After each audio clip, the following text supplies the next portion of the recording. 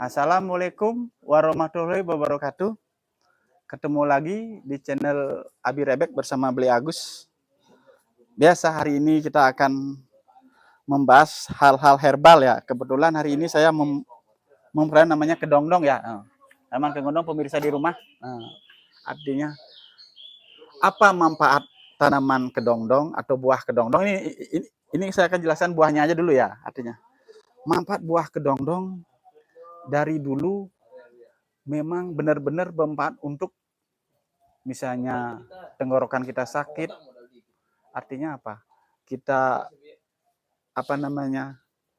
kena penyakit batuk tiba-tiba ini khusus batuk berdahak ya, batuk berdahak pemirsa, kedongdong ini artinya. Caranya bagaimana?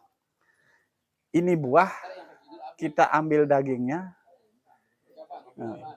kita ulek, kita campur garam aja. Ini artinya ini untuk kesehatan ya, bukan untuk dirujak. Kita campur garam, kita makan ya. Kalau untuk batuk, tenggorokan sakit, apa itu ini. Tapi kalau untuk rujak udah biasa ya, tinggal dibersihin, dibuat artinya bumbu cabai, gula itu udah biasa untuk ini untuk benar-benar untuk kesehatan ya, artinya pemirsa di rumah. Kenapa saya berani menjelaskan ini? Karena apa?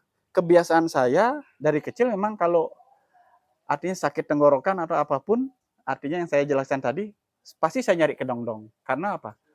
Artinya apa?